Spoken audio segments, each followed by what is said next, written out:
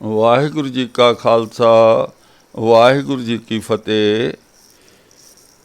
ਸੂਰਜ ਪ੍ਰਕਾਸ਼ ਗ੍ਰੰਥ ਦੀ ਵਿਚਾਰ ਲੜੀ ਅੱਜ ਅੱਗੇ ਤੋਰਦੇ ਹਾਂ।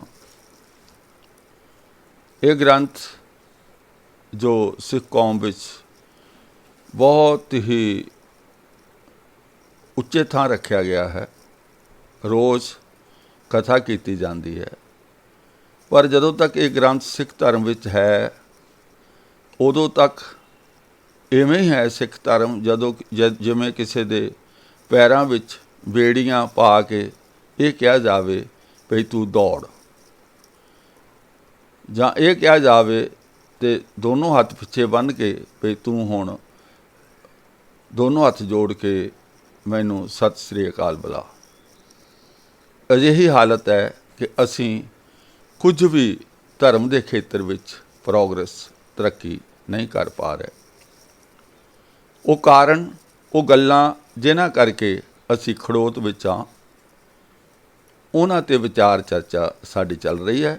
ਅੱਜ ਦਾ ਜਿਹੜਾ ਇਤਿਹਾਸਕ ਸਾਖੀ ਅਸੀਂ ਲੈਣ ਜਾ ਰਹੇ ਹਾਂ, ਜਿਹੜੇ ਇਤਿਹਾਸ ਦੀ ਗੱਲ ਕਰਨ ਜਾ ਰਹੇ ਹਾਂ, ਉਹ ਉਸ ਸਮੇਂ ਦਾ ਹੈ ਜਦੋਂ, ਇਹ ਖਿਆਲ ਕਰ ਲੈਣਾ, ਇਹ ਮੈਂ ਸਾਰੀ ਪਹਿਲਾਂ ਗੱਲ ਜਿਹੜੀ ਸੁਣਾਉਣੀ ਹੈ ਉਹ ਕਵੀ ਸੰਤੋਖ ਸਿੰਘ ਦੇ ਲਿਖੇ ਸੂਰਜ ਪ੍ਰਕਾਸ਼ ਗ੍ਰੰਥ ਤੋਂ ਸੁਣਾਉਣੀ ਹੈ।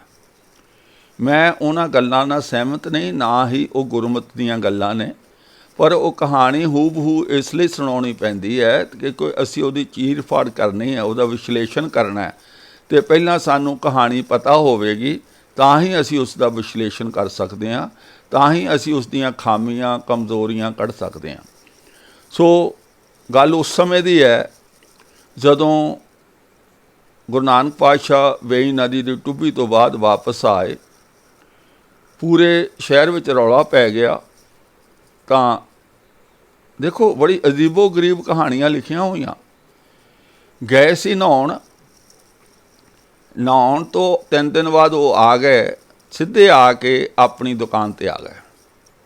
ਜਿਵੇਂ ਦੁਕਾਨ ਦੀਆਂ ਚਾਬੀਆਂ ਉਹ ਨਾਲ ਹੀ ਲੈ ਕੇ ਗਏ ਸੀ, ਵੀ ਨਹਾਉਣ ਗਏ ਵੀ ਚਾਬੀਆਂ ਕੋਲ ਹੀ ਰੱਖਦੇ ਸਨ। ਖੈਰ ਆ ਗਏ, ਆ ਕੇ ਦੇਖਿਆ ਤੇ ਦੁਕਾਨ ਸੀਲ ਕੀਤੀ ਹੋਈ ਹੈ।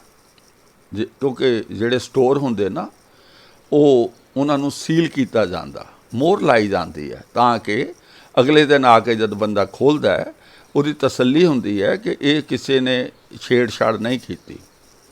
ਅਤੇ ਜਦੋਂ 3 ਦਿਨ ਗੁਰੂ ਪਾਤਸ਼ਾਹ ਨਹੀਂ ਆਏ ਸਨ ਤਾਂ ਦੌਲਤ ਖਾਂ ਨੇ ਆਪਣੀ ਸੀਲ ਲਾ ਦਿੱਤੀ ਦੁਕਾਨ 'ਤੇ, ਦੁਕਾਨ ਬੰਦ ਕਰ ਦਿੱਤੀ।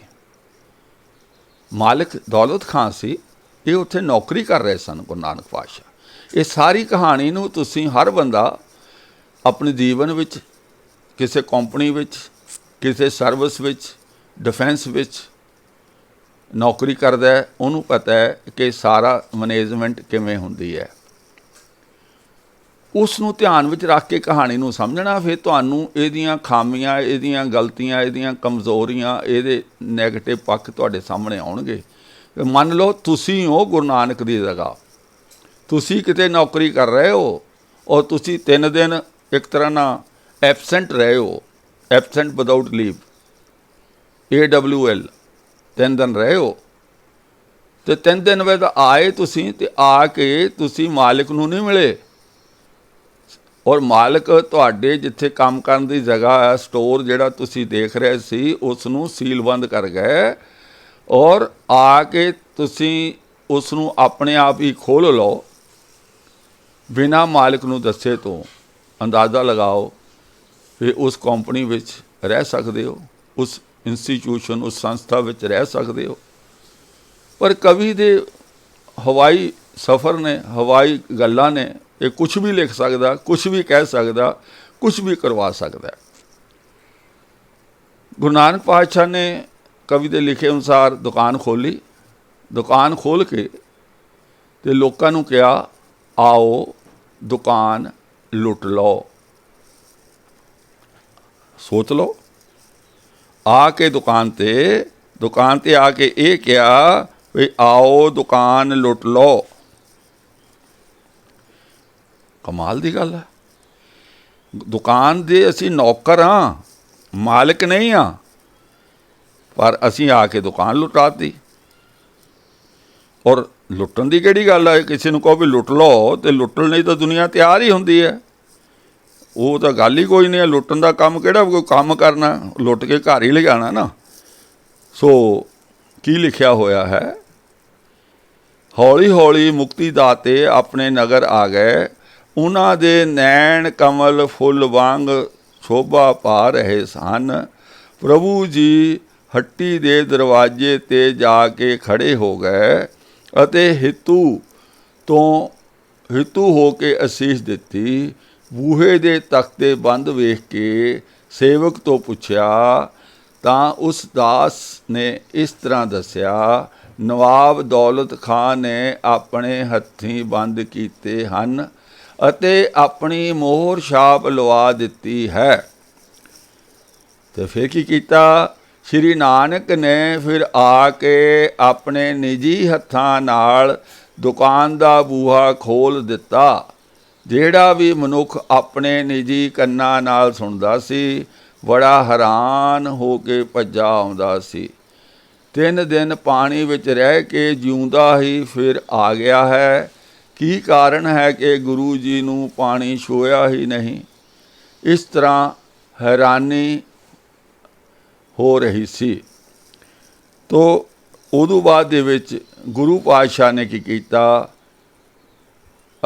अगे हैरानी हो रही सी, मानो अकलंक चंद्रमा वर्गा मुख है, बड़े प्यार नाल टेढ़ा वेखदे हन, लोकां नाल इस तरह गल्लां करदे हन कि मन दे सब शांके दूर हो जाते हैं अते किसी चीज़ का भै नहीं रहिंदा। दिल विच हुण इहो चाहत है कि लोकां नूं कहाँ हट्टी नूं लुट लवो। असी किते नौकरी करते होइए, किसी मालिक दे कोल, किसी डिफेंस की सर्विस करते होइए, किसी कंपनी विच होइए, सानू जिम्मेवारी मिली होवे किसी भंडार स्टोर की देखण दी, तो असी अपने पातशाह की रीस करके उहदे दरवाजे खोल के सारा माल लुटा दईए।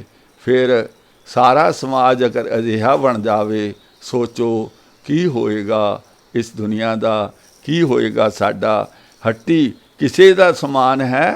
गुरु नानक पातशाह ने उन्हां दा मन कीता कि दुकान नूं लुटा देवां। जद गुरु जी ने दुकान लुट्टण की आग्या दे दिती तां सारे दौड़ के दुकान विच जो समान पिया सी बड़ा रौला पा के लुट्टण लगे। यह कहानी, यह साडा इतिहास कवि संतोख सिंह लिख रहा है।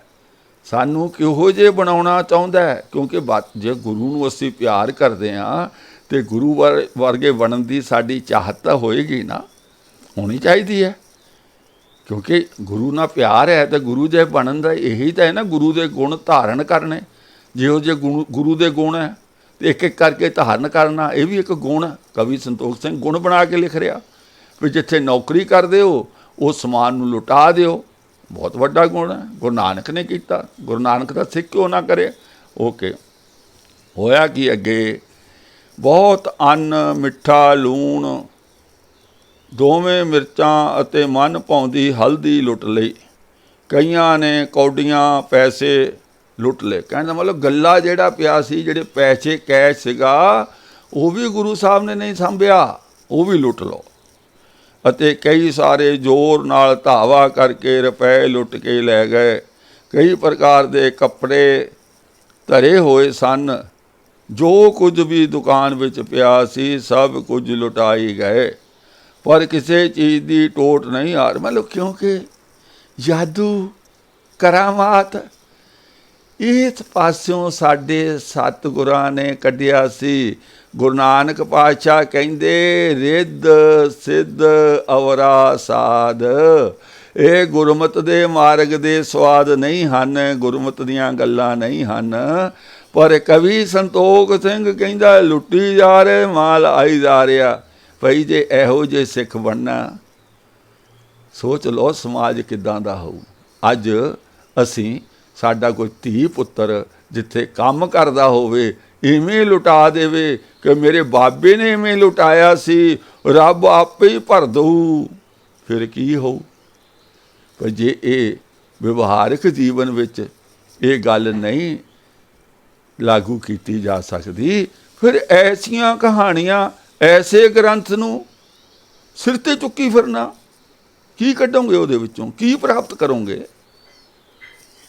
ਕਿਉਂਕਿ ਜਿਹੜੀਆਂ ਬਵਾਣੀਆਂ ਕਹਾਣੀਆਂ ਹੁੰਦੀਆਂ ਉਹ ਸਾਨੂੰ ਚੰਗੇ ਪੁੱਤਰ ਬਣਾਉਣ ਲਈ ਸਹਾਇਕ ਹੁੰਦੀਆਂ।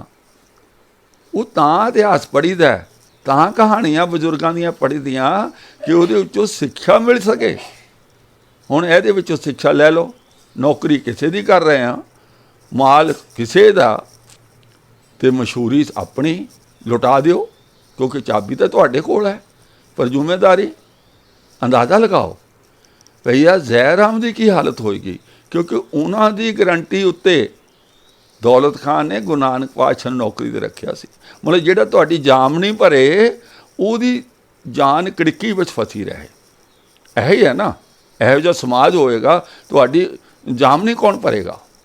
ਅਗਰ ਕੋਈ ਅੱਜ ਸਮਾਜ ਵਿੱਚ ਸਾਡੇ ਵਿੱਚ ਕੋਈ ਸਿੱਖ ਐਸਾ ਕਰੇ ਵੀ ਜਾਮ ਨਹੀਂ ਭਰ ਕੇ ਇੱਕ ਸਿੱਖ ਦੂਜੇ ਸਿੱਖ ਨੂੰ ਕਿਤੇ ਕੰਮ 'ਤੇ ਲਵਾ ਦਿਓ, ਤਾਂ ਉਹ ਉੱਥੇ ਸਭ ਕੁਝ ਲੁਟਾ ਦੇ।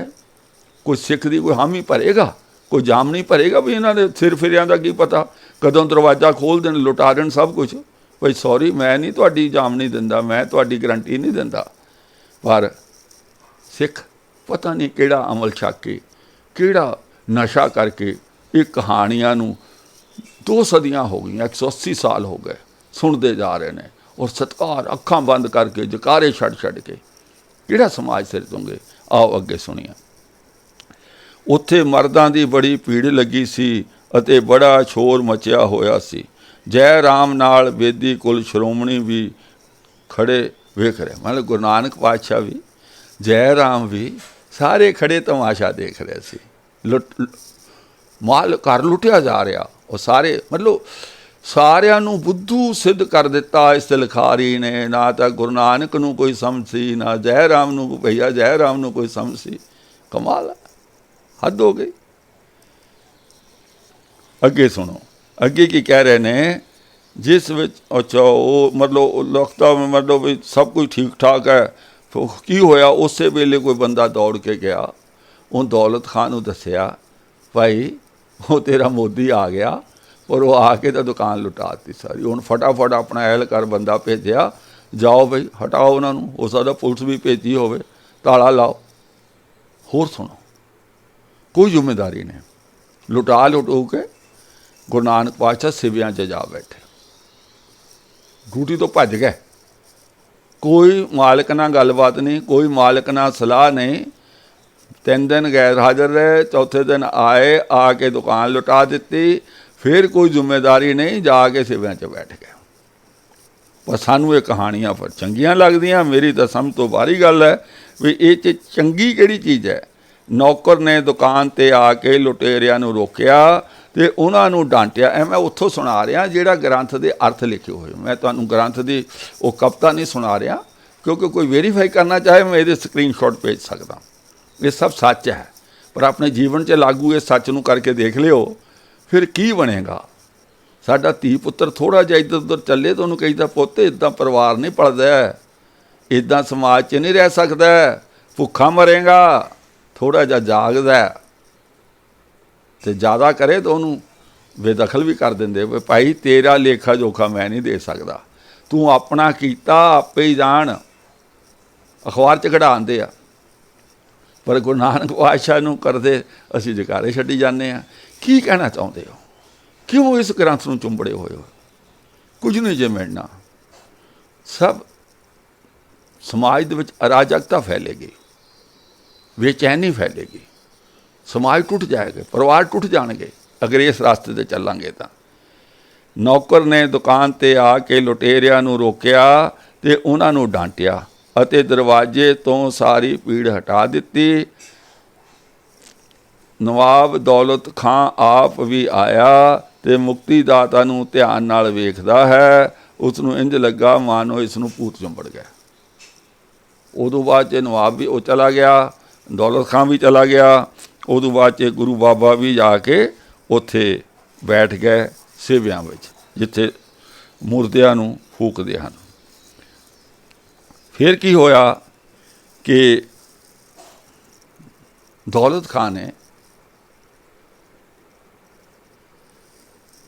भैया जयराम को स्नेहा भेजा कि भाई आओ आके हिसाब किताब करो और जो भी काटवाद है उसकी भरपाई करो, क्योंकि तुहाडी जिम्मेवारी ते तुसी रिस्पोंसिबिलिटी लई सी कि ये मेरा साला है, इहनूं नौकरी दिओ, पर ए साले ने जो काम कीता है ते मान लो बर्दाश्त करन तो बाहर है, ते आके हिसाब किताब दिओ।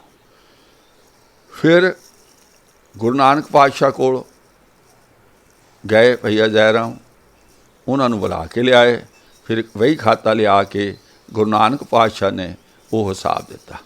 कभी क्योंकि फिल्म हुंदी ना बनती, उहदे विच कोई कहानीकार हुंदा, कोई फाइनैंसर हुंदा पैसा धेला देण वाला, कोई प्रोड्यूसर हुंदा, कोई डायरैक्टर हुंदा, कोई एक्टर हुंदा। ਇਹਦੇ ਵਿੱਚ ਸਾਰਾ ਕੁਝ ਕਵੀ ਸੰਤੋਖ ਸਿੰਘ ਦੇ ਆਪਣੇ ਹੱਥ ਹੈ। ਮੋਮ ਦੇ ਨਾਕਾਂ ਨੂੰ ਜਿੱਧਰ ਮਰਜੀ ਮੋੜ ਲੈ, ਸਾਰਿਆਂ ਨੂੰ ਇਸਨੇ ਆਪਣੀਆਂ ਕਠਪੁਤਲੀਆਂ ਬਣਾਇਆ ਹੋਇਆ, ਆਪਣੀ ਉਂਗਲੀ ਨਾਲ ਰੱਸੀ ਬੰਨੀ ਹੋਈ ਆ ਤੇ ਨਚਾ ਰਿਹਾ, ਸਭ ਕੁਝ ਆਪੇ ਕਰ ਰਿਹਾ। ਤੇ ਜੈਰਾਮ ਨੇ ਜਾ ਕੇ ਲਿਆਂਦਾ, ਉਹਨਾਂ ਨੂੰ ਆ ਕੇ ਹਿਸਾਬ ਕਿਤਾਬ ਦਿੱਤਾ। गुरु नानक पातशाह आए, हिसाब किताब होया, कहिंदे जी 760 रुपये वध निकले। अंदाज़ा लगाओ, सारी लुट पुट तो बाद 760 रुपये वध निकले। है ना कमाल दा। अज कर लो इदा ही वधिया, तुहाडे वध निकलणगे, कोशिश करो।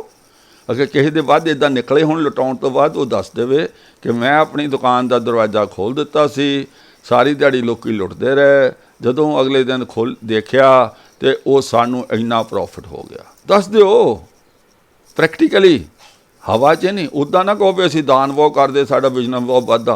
वो एक सिर्फ एवें गल्लां बातां ने। बिजनेस वधदा हेरा फेरी करके पैसे वधाउणे आ, वो लोगों नूं बुद्धू बना के बनाउने, धार्मिक बन के धर्म का चोगा पा के तो अपने बिजनेस नूं झूठ बोल के अगे वधाउने, तां वधदे है। उदा ना कहो भी मैं लुटाता सी और सवेरे दरवाजा खोलिया भरिया पिया सी। किस दा इदां होवे तो दस दिओ भाई, फिर तो बहुत चंगा काम है, कोई जिम्मेवारी लैण की लोड़ ही नहीं। भाई लुटा दिओ, रात नूं सवेर नूं भरिया मिलूगा।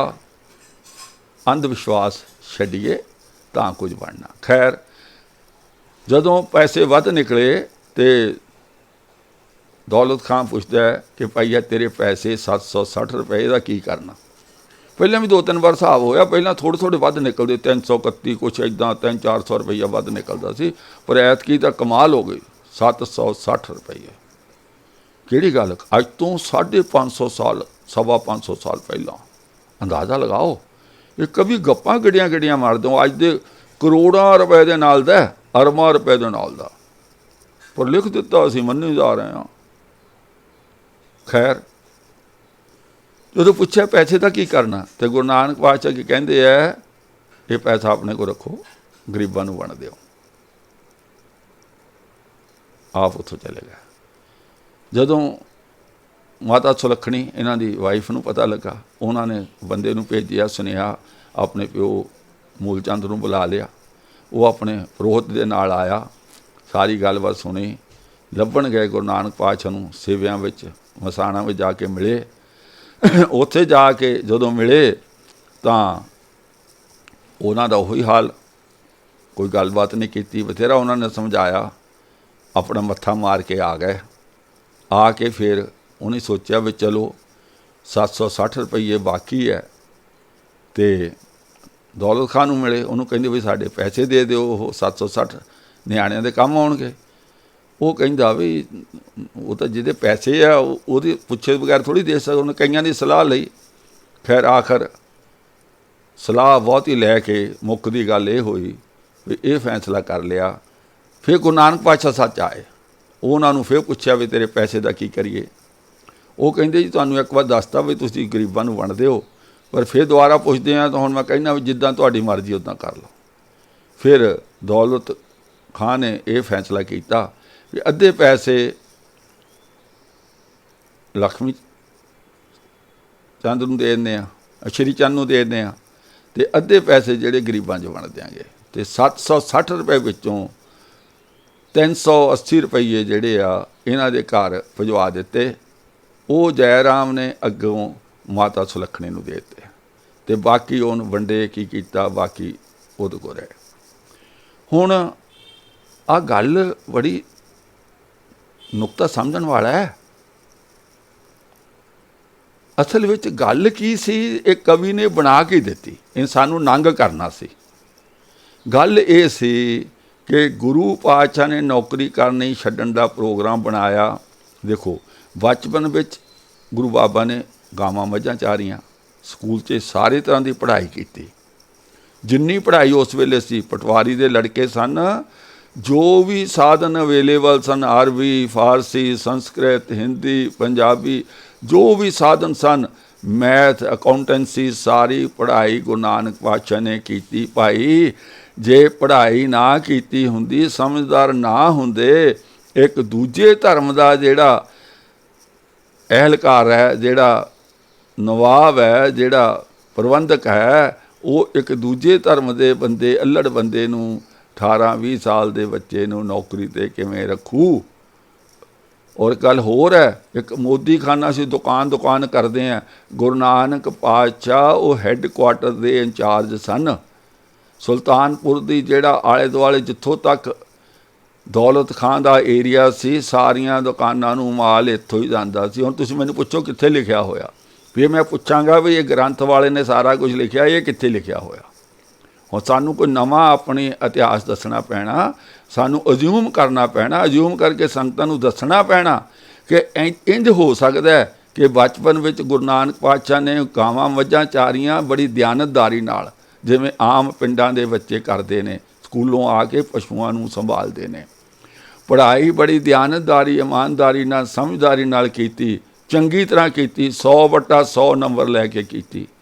ਫਿਰ ਵੱਡੇ ਹੋਏ, ਉਹਨਾਂ ਖੇਤੀ ਕੀਤੀ, ਆਪਣੀ ਖੇਤੀ ਦੀ ਰਾਖੀ ਵੀ ਕੀਤੀ। ਉਹ ਤੋਂ ਹੋਰ ਵੱਡੇ ਹੋਏ, ਕਿਉਂਕਿ ਖੱਤਰੀਆਂ ਦੇ ਘਰ ਪੈਦਾ ਹੋਏ ਸੀ, ਪਟਵਾਰੀ ਦੇ ਪੁੱਤਰ ਸਨ, ਪੜ੍ਹੇ ਲਿਖੇ ਸਨ, ਅਤੇ ਉਹਨਾਂ ਦੇ ਪਿਤਾ ਨੇ ਕਿਹਾ ਹੋਣਾ ਕਿ ਪੁੱਤਰ, ਆ ਖੇਤੀ ਦਾ ਕੋਈ ਅਨਪੜ੍ਹ ਵੀ ਕਰ ਲਊ, ਮੱਝਾਂ ਗਾਵਾਂ ਅਨਪੜ੍ਹ ਵੀ ਚਾਰ ਲਊ, ਤੂੰ ਪੜ੍ਹਿਆ ਲਿਖਿਆ, ਘਰ ਦੁਕਾਨ ਖੋਲ੍ਹ ਲਾ ਪਿੰਡ 'ਚ, ਨੇੜੇ ਦੁਕਾਨ ਹੈ ਨਹੀਂ ਕੋਈ। ਫਿਰ ਉਹ ਸੌਦਾ ਪੱਤਾ ਲਿਆ ਕੇ ਦੁਕਾਨ ਵੀ ਕਰਦੇ ਰਹੇ। ਫਿਰ ਜਦੋਂ ਉਦੋਂ ਹੋਰ ਵੱਡੇ ਹੋਏ ਅਤੇ ਉਹਨਾਂ ਦੇ ਪਿਤਾ ਨੇ ਕਿਹਾ ਹੋਣਾ ਕਿ ਪੁੱਤਰ, ਇੰਨੀ ਪੜ੍ਹਾਈ ਕਰਨ ਦਾ ਕੀ ਫਾਇਦਾ ਜੇ ਤੂੰ ਪਿੰਡ ਹੀ ਬੈਠਾ ਰਹਿਣਾ। ਕਿਉਂਕਿ ਜਿਹੜਾ ਮਾਝਾ ਹੈ ਇਹ ਸ਼ੁਰੂ ਤੋਂ ਡਿਸਟਰਬ ਏਰੀਆ ਰਿਹਾ, ਅਤੇ ਜਿਹੜਾ ਸੁਲਤਾਨਪੁਰ ਲੋਧੀ ਹੈ ਦੁਆਬੇ ਵਿੱਚ ਹੈ।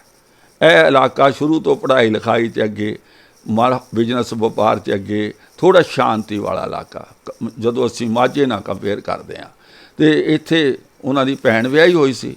ਉਹਨੂੰ ਕਿਹਾ ਵੀ ਤੁਸੀਂ ਸ਼ਹਿਰ ਜਾਓ, ਬਾਹਰ ਨਿਕਲੋ ਇੱਥੋਂ, ਅਤੇ ਕੋਈ ਤੂੰ ਪੜ੍ਹਿਆ ਲਿਖਿਆ ਉਸ ਹਿਸਾਬ ਨਾਲ ਨੌਕਰੀ ਕਰ। ਅਤੇ ਉਸ ਵੇਲੇ ਉਸ ਡਿਸਟਰੀਬਿਊਸ਼ਨ ਮਹਿਕਮੇ ਦੀ ਪੂਰਾ ਜਿਹੜਾ ਪ੍ਰਬੰਧ ਹੈ ਉਹ ਗੁਰੂ ਨਾਨਕ ਪਾਤਸ਼ਾਹ ਨੂੰ ਦਿੱਤਾ ਗਿਆ। ਉਹਦਾ ਪ੍ਰਬੰਧ ਕਰ ਰਹੇ ਸੀ, ਛੋਟੇ ਚੁੰਨੂ ਮੁੰਨੂ ਨਹੀਂ ਸਨ ਕੋਈ। ਔਰ ਜਿਹੜਾ 780 ਰੁਪਈਏ ਉਹ ਲੁਟਾਇਆ ਕੁਛ ਨਹੀਂ। ਗੁਰੂ ਨਾਨਕ ਨੇ ਜਿੰਨੀ ਨੌਕਰੀ ਕੀਤੀ ਬੜੀ ਦਿਆਨਤਦਾਰੀ, ਇਮਾਨਦਾਰੀ ਨਾਲ ਕੀਤੀ। ਉਹ ਗੁਰੂ ਨਾਨਕ ਪਾਤਸ਼ਾਹ ਦਾ ਫੁੱਲ ਐਂਡ ਫਾਈਨਲ ਸੀ। ਜਿੱਦਾਂ ਕੋਈ ਨੌਕਰੀ ਪੂਰੀ ਕਰਕੇ ਆਈਏ, ਜਿਹੜੇ ਸਾਰੇ ਡਿਊਜ਼ ਹੁੰਦੇ ਨੇ ਉਹ ਕੈਲਕੂਲੇਟ ਕਰਕੇ ਇਕੱਠੇ ਕਰਕੇ ਦਿੱਤੇ ਜਾਂਦੇ ਨੇ। ਔਰ ਉਹ ਸਾਰਾ ਫੁੱਲ ਐਂਡ ਫਾਈਨਲ ਜਿਹੜਾ ਗੁਰੂ ਨਾਨਕ ਪਾਤਸ਼ਾਹ ਨੂੰ ਮਿਲਿਆ, ਉਹਨਾਂ ਨੇ ਉੱਥੋਂ ਜ਼ਰੂਰ ਲਿਆ ਹੋਊਗਾ ਵੀ ਮੈਂ ਹੁਣ ਲੰਮੇ ਸਫ਼ਰ 'ਤੇ ਜਾਣਾ, ਮੇਰੇ ਘਰ 2 ਬੱਚੇ ਨੇ, ਮੇਰੀ ਘਰਵਾਲੀ ਹੈ, ਉਹਨਾਂ ਨੂੰ ਪੈਸੇ ਧੇਲੇ ਦੀ ਲੋੜ ਹੈ। ਉਹ ਸਾਰਾ ਹਿਸਾਬ ਕਿਤਾਬ ਕਰਕੇ ਆਪਣੇ ਬਣਦੇ ਡਿਊਜ਼ ਉਹਨਾਂ ਨੇ ਜ਼ਰੂਰ ਆਪਣੀ ਭੈਣ ਕੋਲ, ਆਪਣੀ ਘਰਵਾਲੀ ਕੋਲ ਦਿੱਤੇ ਹੋਣਗੇ ਕਿ ਭੈਣ ਜੀ, ਆਪਣੀ ਘਰਵਾਲੀ ਨੂੰ ਕਿਹਾ ਹੋਣਾ ਵੀ ਤੁਸੀਂ, ਭੈਣ ਨੂੰ ਕਿਹਾ ਹੋਣਾ, ਭੈਣ ਜੀ, ਬੇਬੇ ਨਾਨਕੀ ਨੂੰ, ਭੈਣ ਜੀ ਇਹ ਮੇਰੀ ਘਰਵਾਲੀ ਹੈ, ਇਹਨਾਂ ਨੇ ਹੁਣ ਇੱਥੇ ਰਹਿਣਾ, ਤੁਸੀਂ ਸਾਰਾ ਧਿਆਨ ਰੱਖਣਾ। ਜੇ ਇਹ ਪੇਕੇ ਜਾਣਾ ਚਾਹੁੰਦੇ ਆ, ਸਾਰੀ ਸਲਾਹ ਨਾਲ ਪੈਸਾ ਉਹਨਾਂ ਨੂੰ ਖਰਚ ਪਾਣੀ ਦੇ ਦਿੱਤਾ। ਆਪਣੇ ਜੇਬ ਵਿੱਚ ਵੀ ਕੁਛ ਖਰਚ ਪਾਣੀ ਪਾਇਆ, ਕਿਤੇ ਕੱਪੜਾ ਲੀੜਾ ਬਣਾਉਣਾ, ਰੋਟੀ ਤਾਂ ਚਲੋ ਜਿੱਥੇ ਗਏ ਉੱਥੇ ਪਿੰਡਾਂ ਵਿੱਚ ਜਿੱਦਾਂ ਦੀ ਬਣੀ ਛਕ ਲੈਣੀ ਹੈ, ਪਰ ਹੋਰ ਖਰਚ ਲਈ ਪੈਸਾ ਪੱਲੇ ਪਾਇਆ ਹੋਣਾ। ਤਾਂ ਗੁਰੂ ਨਾਨਕ ਪਾਤਸ਼ਾਹ ਪ੍ਰਚਾਰ ਫੇਰੀ ਤੇ ਗਏ ਹੋਣੇ ਆ। ਇਹ ਤੁਸੀਂ ਮੈਨੂੰ ਪੁੱਛੋ ਕਿੱਥੇ ਲਿਖਿਆ ਹੋਇਆ ਵੀ ਆਹ ਹੀ ਤਾਂ ਲਿਖਿਆ ਨਹੀਂ ਨਾ। ਉਹ ਸਾਡੇ ਧਰਮ ਦੇ ਵਿਰੋਧੀਆਂ ਨੇ ਉਹ ਲਿਖ ਦਿੱਤਾ ਜਿਹੜਾ ਸਮਾਜ 'ਚ ਕਿਸੇ ਕੰਮ ਦਾ ਨਹੀਂ। ਗੁਰੂ ਪਾਤਸ਼ਾਹ ਨੇ ਹਰ ਕੰਮ ਮਿਹਨਤ ਨਾਲ ਦਿਆਨਤਦਾਰੀ ਨਾਲ ਕੀਤਾ। ਇਹ ਲੁਟਾਉਣਾ ਨਹੀਂ ਦੱਸਿਆ ਸੀ। ਲੁਟਾ ਕੇ ਕੋਈ ਬਿਜ਼ਨਸ ਨਹੀਂ ਚੱਲਦੇ, ਲੁਟਾ ਕੇ ਪਰਿਵਾਰ ਨਹੀਂ ਚੱਲਦੇ, ਲੁਟਾ ਕੇ ਸਮਾਜ ਨਹੀਂ ਚੱਲਦਾ। ਲੁਟਾ ਕੇ ਵਿਹਲੜ ਪੈਦਾ ਹੁੰਦੇ ਆ। ਜੇ ਵਿਹਲੜ ਬੰਦਿਆਂ ਨੂੰ ਖਵਾਈ ਜਾਓ ਤੇ ਉਹ ਕੰਮ ਕਿਉਂ ਕਰਨਗੇ? ਲੁਟਾਉਣ ਨਾਲ ਕਿਸੇ ਗਰੀਬ ਦੀ ਮਜ਼ਲੂਮ ਦੀ ਟੈਂਪਰੇਰੀ ਮਦਦ ਕੀਤੀ ਜਾ ਸਕਦੀ ਆ, ਹਮੇਸ਼ਾ ਲਈ ਨਹੀਂ ਕੀਤੀ ਜਾ ਸਕਦੀ। ਉਹਨੂੰ ਕੁਝ ਸਮੇਂ ਖੜਾ ਹੋਣ ਲਈ ਤਿਆਰ ਕੀਤਾ ਜਾ ਸਕਦਾ, ਅੱਗੇ ਉਸਨੇ ਆਪੇ ਹੀ ਚੱਲਣਾ ਹੁੰਦਾ। ਅਤੇ ਗੁਰੂ ਨਾਨਕ ਪਾਤਸ਼ਾਹ ਨੇ ਜ਼ਰੂਰ ਇਸ ਤਰ੍ਹਾਂ ਕੀਤਾ ਹੋਵੇਗਾ। ਜਿਹੜੇ 760 ਰੁਪਏ ਕਹਿੰਦੇ ਵਧੇ ਨੇ, ਉਹ ਉਹਨਾਂ ਨੇ ਘਰ ਸਾਰੇ ਹਿਸਾਬ ਕਿਤਾਬ ਨਾਲ ਐਡਜਸਟ ਕੀਤੇ ਹੋਣਗੇ ਤਾਂ ਕਿ ਆਪਣੇ ਸਾਲਾਂ ਦਾ ਜਿਹੜਾ ਖਰਚ ਪਾਣੀ ਘਰ ਵਿੱਚ ਚੱਲਦਾ ਰਹੇ। ਨਹੀਂ ਤਾਂ ਕਿ ਭੀਖ ਮੰਗ ਕੇ ਖਾਣਗੇ, ਨਿਆਣੇ ਕਿੱਥੋਂ ਖਾਣਗੇ? ਜ਼ਿੰਮੇਵਾਰੀ ਕਿਸ ਦੀ ਹੈ? ਖੈਰ, ਸਾਨੂੰ ਇਹ ਗੱਲਾਂ ਨਹੀਂ ਚੰਗੀਆਂ ਲੱਗਣੀਆਂ ਕਿਉਂਕਿ ਸਾਨੂੰ ਹੋਰ ਹੀ ਨਸ਼ਾ ਲਗਵਾ ਦਿੱਤਾ ਗਿਆ ਹੈ। ਤੋ ਇਹ ਜਿਹੜੀਆਂ ਕਹਾਣੀਆਂ, ਹਾਂ ਹਾਲੇ ਵੀ, ਕਿਉਂਕਿ ਆਪਾਂ ਸਿਰਫ ਗੱਲ ਕਰ ਸਕਦੇ ਹਾਂ, ਆਪਣੇ ਵਿਚਾਰ ਪ੍ਰਗਟ ਕਰ ਸਕਦੇ ਹਾਂ। ਅਸੀਂ ਕਿਸੇ ਨੂੰ ਕੰਪੈਲ ਨਹੀਂ ਕਰ ਸਕਦੇ ਵੀ ਤੁਸੀਂ ਮੇਰੇ ਵਿਚਾਰ ਹੀ ਮੰਨੋ, ਮੈਂ ਜੋ ਕਹਿ ਰਿਹਾ ਇਹੀ ਸੱਚ ਹੈ। ਜੇ ਤੁਸੀਂ ਦੂਜਾ ਮੰਨਣਾ ਚਾਹੁੰਦੇ ਹੋ ਜੋ ਇੱਕ ਗ੍ਰੰਥ ਵਿੱਚ ਲਿਖਿਆ, ਫਿਰ ਕੋਈ ਹੱਥ ਖੜਾ ਕਰਕੇ ਦੱਸ ਦੇਵੇ ਕਿ ਉਸਨੇ 40 ਸਾਲ ਕੀਤੀ ਸੀ ਨੌਕਰੀ, ਜਿਹੜੇ ਮੇਰੇ ਪੈਸੇ ਵਧੇ ਸੀ, ਜਿਹੜੇ ਡਿਊਜ਼ ਬਣੇ ਸੀ, ਮੈਂ ਉਹਦੇ ਵਿੱਚੋਂ ਕੋਈ ਪੈਸਾ ਨਹੀਂ ਲਿਆ। ਮੈਂ ਸਰਕਾਰ ਨੂੰ ਕਿਹਾ, ਮੈਂ ਕੰਪਨੀ ਨੂੰ ਕਿਹਾ ਬਈ ਸਾਰੀ ਉਮਰ ਤੁਸੀਂ ਮੈਨੂੰ ਰੋਟੀ ਦਿੱਤੀ ਹੈ, ਹੁਣ ਮੇਰੇ ਧੀਆਂ ਪੁੱਤਰ ਕੰਮ ਕਰਦੇ ਨੇ, ਉਹ ਮੈਨੂੰ ਰੋਟੀ ਦੇਣਗੇ, ਮੈਨੂੰ ਤੁਹਾਡੇ ਪੈਸੇ ਦੀ ਕੋਈ ਲੋੜ ਨਹੀਂ ਕਿਉਂ ਮੈਂ ਗੁਰੂ ਨਾਨਕ ਦਾ ਸਿੱਖ ਹਾਂ। ਸਾਡੇ ਗੁਰੂ ਨਾਨਕ ਦਾ ਜਿਹੜਾ ਫੁੱਲ ਐਂਡ ਫਾਈਨਲ ਸੀ, ਉਹ ਸਾਰਾ ਪੈਸਾ ਉਹ ਦੌਲਤ ਖਾਂ ਕੋ ਛੱਡ ਕੇ ਆ ਗਿਆ ਸੀ।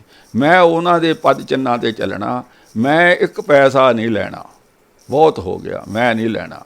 ਹਾਂ, ਅਗਰ ਕੋਈ ਐਸਾ ਕਿਸੇ ਨੇ ਕੀਤਾ ਉਹ ਦੱਸ ਦੇਵੇ ਕਿ ਮੈਂ ਛੱਡ ਕੇ ਆ ਗਿਆ ਇਹ ਸਭ ਕੁਛ, ਕਿ ਮੈਂ ਗੁਰੂ ਨਾਨਕ ਦੇ, ਜਾਂ ਅੱਗੋਂ ਕੋਈ ਨੌਕਰੀ ਕਰ ਰਿਹਾ ਅਤੇ ਉਹ ਇਹ ਐਫੀਡੇਵਿਟ ਲਿਖ ਕੇ ਵਸੀਅਤ ਦੇ ਦੇ ਕਿ ਮੈਂ ਇਹ ਠਾਣ ਲਈ ਹੈ ਕਿ ਮੈਂ ਗੁਰੂ ਨਾਨਕ ਪਾਤਸ਼ਾਹ ਦੇ ਜਿੱਦਾਂ ਜੀਵਨ 'ਚ ਘਟਨਾਵਾਂ ਘਟੀਆਂ ਉਵੇਂ ਜੀਵਨ ਬਤੀਤ ਕਰਾਂਗਾ। ਮੈਂ ਆਪਣੀ ਕੰਪਨੀ ਤੋਂ, ਮੈਂ ਆਪਣੀ ਸਰਕਾਰ ਤੋਂ, ਆਪਣੇ ਫੁੱਲ ਐਂਡ ਫਾਈਨਲ ਦਾ ਬਚੇ ਹੋਏ ਪੈਸੇ, ਪ੍ਰੋਵੀਡੈਂਟ ਫੰਡ ਦੇ ਜੋ ਵੀ ਹੈ, ਮੈਂ ਨਵਾਂ ਨਿੱਕਾ ਪੈਸਾ ਨਹੀਂ ਲੈਣਾ। ਮੈਂ ਆਪਣੇ ਪੁੱਤਰ ਨੂੰ ਕਹਿ ਦਿੱਤਾ ਵੀ ਜਦੋਂ ਤੂੰ ਰਿਟਾਇਰ ਹੋਏਗਾ ਤੇਰਾ ਕੋਈ ਪੈਸਾ ਘਰ ਨਹੀਂ ਆਉਣਾ ਚਾਹੀਦਾ। ਐਸਾ ਕੋਈ ਕਰਦਾ ਹੈ, ਉਹਨੂੰ ਆਪਣੀ ਵੀਡੀਓ ਬਣਾ ਕੇ ਦੱਸਣਾ ਚਾਹੀਦਾ ਵੀ ਮੈਂ ਨਹੀਂ ਘਰ ਪੈਸਾ ਆਪਣਾ ਜਿਹੜਾ ਫੁੱਲ ਐਂਡ ਫਾਈਨਲ ਦਾ ਅਖੀਰੀ ਮੇਰਾ ਜਿਹੜਾ ਹਿਸਾਬ ਕਿਤਾਬ ਦਾ ਪੈਸਾ ਘਰ ਕੋਈ ਨਹੀਂ ਚੱਲਿਆ ਆਉਣਾ। ਮੈਨੂੰ ਪਤਾ ਸਾਡੇ ਵਿੱਚੋਂ ਐਸਾ ਕੋਈ ਵੀ ਨਹੀਂ ਕਰੇਗਾ। ਪੈਸਾ ਸਾਡੇ 'ਚੋਂ ਕੋਈ ਵੀ ਛੱਡਣ ਨੂੰ ਤਿਆਰ ਨਹੀਂ ਹੋਏਗਾ। ਹਾਂ, ਮਹਿਤਾ ਕਾਲੂ ਦੇ ਪੁੱਤਰ ਨੂੰ ਪੈਸਾ ਲੁਟਾਉਂਦੇ, ਅੜਾਉਂਦੇ, ਗੱਲਾਂ ਕਰਨਾ, ਸਾਨੂੰ ਜਕਾਰੇ ਛੱਡਣੇ ਆਉਂਦੇ ਆ। ਆਪਣੇ ਹੱਥੋਂ ਅਸੀਂ ਦੁਆਨੇ ਵੀ ਨਹੀਂ ਛੱਡਣੇ। ਇਸ ਕਰਕੇ ਭਾਈ, ਇਸ ਗ੍ਰੰਥ ਤੋਂ ਤੋਬਾ ਕਰੋ। ਇਸ ਨੇ ਸਾਨੂੰ ਤਬਾਹ ਕਰ ਦੇਣਾ, ਤਬਾਹ ਕਰ ਦਿੱਤਾ, ਹੋਰ ਤਬਾਹ ਕਰਨਾ। ਇਸੇ ਕਰਕੇ ਅਸੀਂ ਪਛੜੇ ਹੋਏ ਹਾਂ। ਠੀਕ ਹੈ, ਅਸੀਂ ਸੇਵਾ ਬਹੁਤ ਕਰਦੇ ਹਾਂ, ਹਰ ਮੁਸੀਬਤ ਵਿੱਚ ਪਹੁੰਚਦੇ ਹਾਂ, ਪਰ ਕੌਮੀ ਤੌਰ 'ਤੇ, ਪੂਰਨ ਤੌਰ 'ਤੇ ਦੇਖੋ ਨਾ ਸਾਡੀ ਸਥਿਤੀ ਕੀ ਹੈ, ਹਾਲਤ ਕੀ ਹੈ। ਐਜੂਕੇਸ਼ਨ ਪੱਖੋਂ, ਇੰਪਲਾਇਮੈਂਟ ਪੱਖੋਂ ਕੀ ਹਾਲਤ ਹੈ। ਸਾਰਾ ਪੰਜਾਬ ਖਾਲੀ ਹੋ ਗਿਆ। ਕਿਉਂ ਜਾ ਰਹੇ ਹਾਂ ਵਿਦੇਸ਼ਾਂ ਨੂੰ? ਸਿਰਫ ਪੈਸੇ ਲਈ ਤਾਂ ਜਾ ਰਹੇ ਹਾਂ, ਕਮਾਈ ਲਈ ਜਾ ਰਹੇ ਹਾਂ। ਅਦਰਵਾਈਜ਼ ਫਿਰ ਕੀ ਗੱਲ ਹੈ? ਸਾਡਾ, ਅਸੀਂ ਸਿੱਖ ਮੈਜੋਰਟੀ ਇੱਥੇ ਸਾਡੀ ਬੱਸੋਂ ਜ਼ਿਆਦਾ ਹੈ, ਇੱਥੇ ਸਾਡੇ ਗੁਰਦੁਆਰੇ ਜ਼ਿਆਦਾ, ਇੱਥੇ ਸਾਡੇ ਇਤਿਹਾਸਕ ਪਲੇਸ ਜ਼ਿਆਦਾ, ਇੱਥੇ ਕਥਾ ਕੀਰਤਨ ਅਤੇ ਨਗਰ ਕੀਰਤਨ ਬੇਅੰਤ ਹੁੰਦੇ ਨੇ, ਸਭ ਕੁਛ ਹੈ। ਫਿਰ ਕਿਉਂ ਜਾ ਰਹੇ ਵਿਦੇਸ਼ਾਂ ਨੂੰ? ਇਹ ਪੈਸੇ ਕਮਾਉਣ ਜਾ ਰਹੇ ਹਾਂ।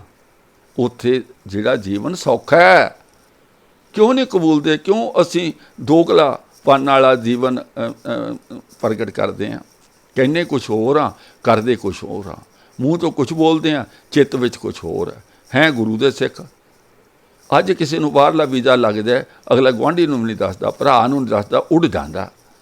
ਉੱਦਾਂ ਅਸੀਂ ਗੁਰੂ ਨਾਨਕ ਦੇ ਸਿੱਖ। ਮੈਂ ਨਹੀਂ ਕਹਿੰਦਾ ਕਿਤੇ ਜਾਣਾ ਚਾਹੀਦਾ, ਦੁਨੀਆ ਸਾਰੀ ਸਾਡੀ ਆਪਣੀ ਹੈ, ਸਾਡਾ ਸਾਰਾ ਸੰਸਾਰ ਸਾਡਾ ਘਰ ਹੈ। ਮੈਂ ਉਸ ਦੇ ਵਿਰੁੱਧ ਨਹੀਂ ਹਾਂ। ਮੈਂ ਉਹਨਾਂ ਲੋਕਾਂ ਨੂੰ ਦੱਸ ਰਿਹਾ ਜਿਹੜੇ ਕਹਿੰਦੇ ਵੀ ਲੁਟਾ ਦਿਓ, सब बर्बाद कर दो, माया साथ नहीं जानी, उन्हां दी मैं गल करदा। मैं बाहर जाते बहुत चंगा है, तरक्कियां करो, दुनिया दीयां मंजिलां सर करो, पढ़ाई विच हर चीज़ विच अगे वधो, बिजनेस वपार विच अगे वधो, मैं तो ये कहना।